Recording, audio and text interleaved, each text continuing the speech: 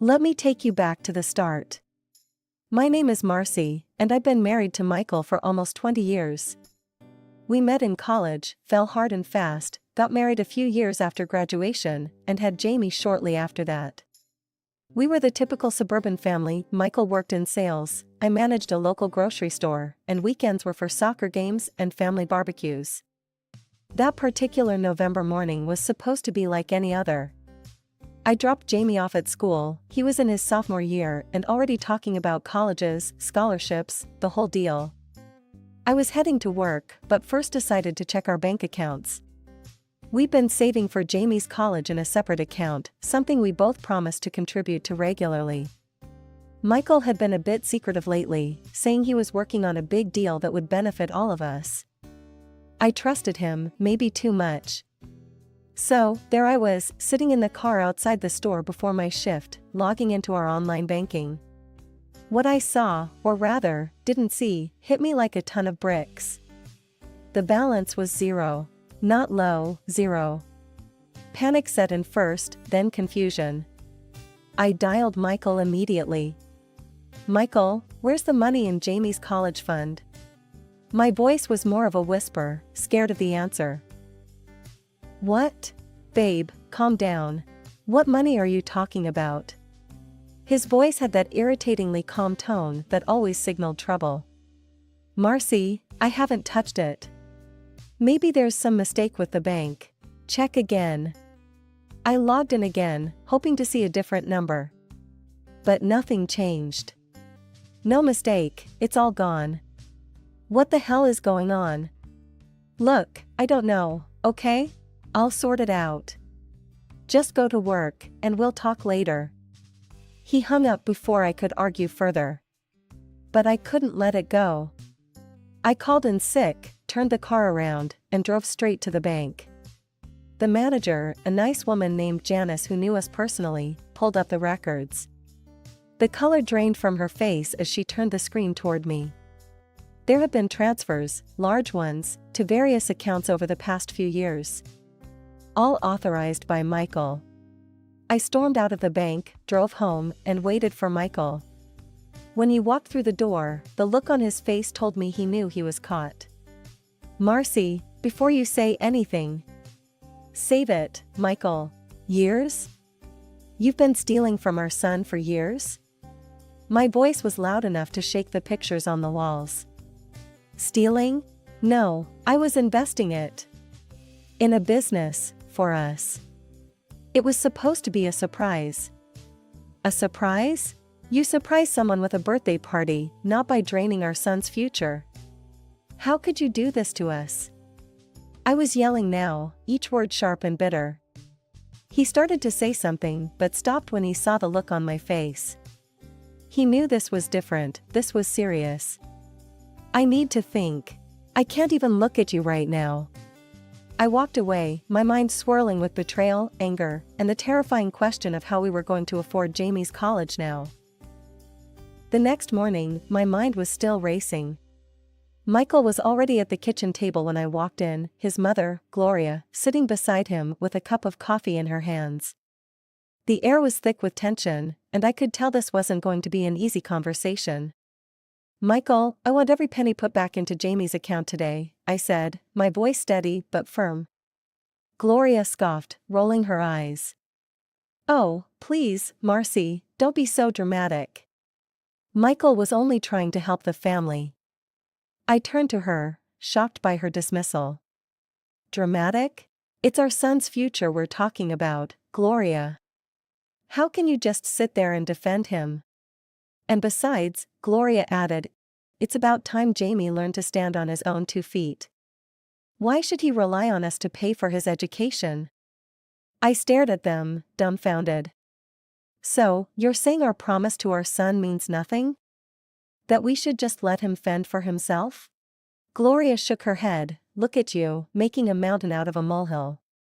I'm not going to stand here and be called hysterical for caring about our son's future, I shot back, feeling the heat rise in my cheeks. Michael sighed, rubbing his temples. Look, Marcy, I think it's best if we just cool off. We're obviously not going to agree on this. No, we're not, I agreed, my mind made up. I want a divorce, Michael. The room went silent. Even Gloria stopped her tutaying. A divorce? Over this? Marcy, you need to think about this more clearly, Michael said, his voice low. I've never been more clear about anything. You took our son's future away, and you expect me to just accept it? No, I can't and I won't. And I want the house in return for all the money you spent. That's my final decision. Michael laughed, a cruel sound that filled the room. You think you can just take everything? I'll fight you for the house. I'll fight you for every damn thing in that divorce court. I could feel Gloria's eyes on me, her disdain palpable. But I was beyond caring what she thought. Fine. Fight all you want. But I'm done here. Come on, Jamie, we're leaving. I called out to my son, who had been waiting in his room, probably overhearing everything. As Jamie and I gathered our things, Gloria's voice followed us. You're making a mistake, Marcy. You'll see. You'll come crawling back. I didn't even turn around. With every step towards the door, I felt a small piece of my old life fall away, but I also felt a strange sense of freedom. Jamie and I got into the car, and I drove us to my parents' house. We were together, and that's what mattered. A week had barely passed when Michael and his mother, Gloria, decided to storm into my parents' house like they owned the place. I was in the kitchen, helping Mom with dinner, when I heard the front door slam open. There they stood, Michael looking smug and Gloria red-faced with anger. We've hired the best lawyers, Marcy, Michael announced as if he was declaring war. And they're going to prove that my mother funded the purchase of our house. So, you might want to reconsider your demands, unless you want to lose everything. Gloria stepped forward, jabbing a finger in my direction. Yeah, and you better just forget about the money Michael took. Accept the divorce and the house split 50-50, or we'll make sure you and your son end up with nothing. Listen here, Michael, I shot back, my voice steady despite the anger boiling inside. I was the one who made the initial payment on that house. We both know that. Your mother's claim doesn't change the truth. Gloria's face turned an even brighter shade of red. Lies. My money bought that house, and we're going to prove it. When we're done with you, you'll be begging on the streets. Michael nodded, backing up his mother's venomous words. It's time you face reality, Marcy. You and your son will be out of that house before you know it. My mother, who had been silent until then, finally spoke up. You have no right to come into our home and speak to my daughter that way. Get out, now. But Gloria wasn't done. She scoffed and turned her rage towards me again. You think you're smart, huh? Well, let me tell you something, young lady. It's not just about the house. You're going to lose everything because of your stubbornness. That was when my father stepped up, his presence towering over both Michael and Gloria. I think you've said enough. Both of you, get out of my house now, or I'll throw you out myself. They hesitated, Michael's arrogance fading as he met my father's unwavering gaze. Gloria tugged at his arm, muttering something under her breath as they turned to leave. Once they were gone, the house fell silent except for the sound of my racing heart. My hands were shaking, and I could feel tears threatening to spill over. Later that same day, after dinner had been cleared and we were all trying to find some normalcy, Jamie spoke up. He had been quiet throughout the meal, lost in thought. Mom, I remembered something weird, he began, looking unsure. A couple of weeks ago, I saw Dad and Aunt Linda at the mall. They were in the jewelry store. My heart sank. Linda had been my best friend since high school. What were they doing there? I asked, though part of me wasn't sure I wanted to know the answer. They were picking out jewelry. Aunt Linda said it was a gift for you. Jamie's voice trailed off, his expression confused. A gift for me? I repeated, feeling a mix of hope and suspicion. But he never gave me any jewelry. Yeah, and that's what's weird. They were laughing and looked really close.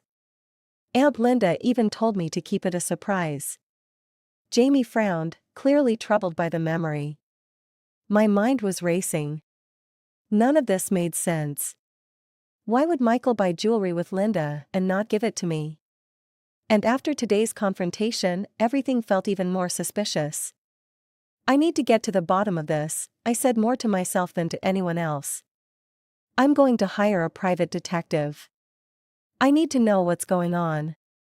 I could feel my resolve hardening. If Michael was cheating on me with my best friend, I had to know the truth. A couple of weeks later, I got a call from the detective I'd hired. His voice was grave as he asked me to come to his office to discuss his findings. My stomach churned the entire drive over. When I arrived, he handed me a thick envelope. "Mrs. Harper, I'm sorry to say, the news isn't good," he started, and from there, he laid it all out. The detective had followed Michael and Linda, taken photos, and even got receipts from their purchases, including an expensive necklace that certainly never made its way to my neck. "Your husband and Mrs. Linda have been having an affair. I'm very sorry." The drive home was a blur. When I finally got back to my parents' house, I found Mom and Dad in the living room. I told them everything, showing them the photos and receipts. The shock on their faces mirrored the hollow feeling inside me. "Oh, Marcy, I'm so sorry," Mom said, her voice breaking as she came over to hug me. "That woman has been in our home, shared our meals. How could she?" "I can't believe Linda would do this to me," I whispered, feeling a tear roll down my cheek. "All these years, she's been lying to me, to all of us." Jamie came into the room then, hearing the last part. "Mom, are you okay? What happened?" I wiped my eyes and managed a small smile for him. "It's going to be okay, honey. We just found out something upsetting about Dad and Linda, but we'll get through this. We're together, and that's what counts." That night, as I lay in bed, the betrayal gnawed at me. Michael and Linda had deceived me, stolen from me, and broken my trust. But I knew one thing for sure, I wasn't going to let them destroy me. I would fight back, for my son and for the life I deserved. The next morning, I called Linda and invited her to chat. 2 hours later, I sat across from Linda at the small cafe where we used to meet for our girls' chats, the irony of the situation not lost on me. She seemed oblivious to the storm brewing inside me, smiling as she sipped her coffee. "So, how's Jamie doing, huh? Must be getting ready for college soon?" Linda asked, her voice light and breezy. I clenched my jaw, staring straight at her. "Actually, Jamie's not doing great. He's been robbed by his father's mistress." Her smile faltered, and she set down her cup, a flash of guilt crossing her face. "Marcy, what are you talking about?" "I know about you and Michael, Linda. I've seen the proof." I leaned forward, my voice low and steady. Her face drained of color, her eyes dropping to the table. "Marcy, I can explain," she stammered, fidgeting with the new ring on her finger. I pointed at her ring sharply. "That ring you're wearing? It was bought with money meant for Jamie's education. Money that Michael took from our life savings." Linda's eyes filled with tears, her voice barely a whisper. "I didn't know, Marcy. He told me he was getting a divorce, that you two were practically done." I scoffed, the anger and betrayal churning inside me. "And you believed him? After all these years, you just took his word and didn't think to ask me? To think about Jamie?" She wiped at her eyes, nodding slowly. "He said he would leave you the house and everything in it. He told me he made enough money to cover it all and that he wanted to leave with dignity." "That's a lie, Linda. He's left us with nothing. There's another woman, too, someone from his work. Did you know about her?" The words were like venom, but they needed to be said. Linda shook her head, her face crumpling as she began to sob. "No, I didn't know. I'm so sorry, Marcy. I've been so stupid." For a moment, I just watched her cry, the years of friendship battling with the raw, fresh wound of her betrayal. Then, slowly, I felt my anger start to subside, replaced by a weary sadness. Look, Linda. I don't know if we can ever go back to how things were. But I appreciate you being honest with me now. She took a deep breath, nodding as she pulled off the ring and slid it across the table. I'll give you everything back. The jewelry, the car he bought me. It's the least I can do. It won't cover everything. The money's gone, and Jamie's future is up in the air. But it's a start. We sat in silence for a moment, the weight of everything pressing down on us. Then Linda looked up, her eyes red but resolute. Let me help, Marcy. Let's figure this out together. For what it's worth, I want to make things right. We spent the next hour talking, not about the past, but about what we could do moving forward. Linda handed me the keys to the car Michael had bought her, along with a bag containing the jewelry. I'll do whatever it takes, Marcy. I owe you that much. The morning after my heart-to-heart with Linda, my phone buzzed early. It was Linda again, sounding more urgent than ever. Marcy, you're not going to believe this.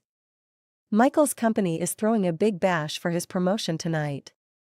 It's at that fancy place downtown. Everyone will be there, including all the big bosses. That evening, we arrived at the restaurant, a sleek, modern place filled with Michael's colleagues in high spirits. I spotted Michael, laughing and clinking glasses, the picture of success. Seeing him like that, so carefree, fueled my resolve. Linda nudged me. Ready? As I'll ever be. Before I could second-guess myself, I stepped forward just as Michael caught sight of me. His smile vanished, replaced by a scowl. What the hell are you doing here, Marcy? You need to leave. Now. His attempt to intimidate me in front of his peers only made me stronger. Actually, I'm here to congratulate you, Michael. Mind if I borrow the spotlight for a moment? His confusion was palpable as he hesitated. His boss, Mr. Carlson, noticing the exchange, gestured for me to continue. Please, let's hear what Marcy has to say. With all eyes on me, I moved towards the front where a projector was set up for presentations. Thank you, Mr. Carlson. The murmurs began as I clicked the remote, and images flashed on screen, photos of Michael and the financial director, cozy and compromising. The crowd gasped, and whispers filled the air. Not only has Michael been unfaithful to his family, but he's also been stealing from the company. Here are the financial records to prove it. The next slides showed documents, clear as day, detailing the fraud Michael and his mistress had committed. The room erupted into chaos. Michael tried to protest, his face turning red. This is nonsense. She's just a scorned woman. But Mr. Carlson, who had been examining the documents closely, silenced him with a raise of his hand. Enough, Michael. If these documents are real, you've not only betrayed your family but also this company. He turned to the financial director, who was now as pale as a ghost. And you, Jessica, will need to explain a lot. Security will escort you both out until we sort this out. Consider yourselves suspended, effective immediately. Michael looked like he'd been slapped, his eyes darting around the room, finding no allies. He glanced at me, fury and disbelief in his eyes. But I wasn't done yet. I trusted you, Michael. More than that, I loved you. We built a life together, a family. And you threw it all away. I hope it was worth it. With those final words, I walked away, Linda at my side, her hand squeezing mine in support. The last thing I heard was Mr. Carlson calling for calm as we exited the building. After Michael and his mistress were fired, they had to return all the stolen money to avoid a lawsuit, a small victory in the grand scheme but a victory nonetheless. Now, I was bracing myself for the biggest fight yet, the divorce and the battle for our house. I sat there with my lawyer, papers neatly stacked in front of us. Michael and his lawyer were across the room, looking less confident than usual. Gloria sat right behind him, her eyes shooting daggers across the room at me. As the judge entered, everyone rose, the room steeped in formality. Please be seated, the judge commanded, and the session began. My lawyer presented the case succinctly. Your Honor, we have clear evidence of Mr. Harper's infidelities and misuse of the couple's joint finances. We have bank records, photographic evidence, and testimonies confirming that Mr. Harper diverted family funds to support extramarital affairs. The courtroom was silent, all eyes on us as we presented each piece of evidence. Michael's face grew paler with every document displayed. Then it was Gloria's turn. She stood, almost trembling with fury. Your Honor, this is all lies. My son is a good man. It's Marcy who drove him to do what he did. Besides, the house they lived in was bought with my money. Her voice was shrill, desperate. I clenched my fists under the table, trying to maintain composure. Mrs. Harper, do you have any proof of your claims about the house? The judge asked, his tone skeptical. Well, I don't have the papers here, but it's true, she stammered. My lawyer then stepped up, handing a stack of documents to the judge. Your Honor, these are the bank statements and mortgage payments clearly showing that it was, in fact, Marcy who made the initial down payment and subsequent mortgage payments from her personal account. The judge nodded, examining the documents carefully. Michael whispered something to his lawyer, a look of defeat settling over him. Then, the unthinkable happened. Gloria, unable to contain herself, stood up and shouted, "This is all your fault, Marcy. If you'd been a better wife, my son wouldn't have needed other women." The courtroom erupted into murmurs. The judge banged his gavel.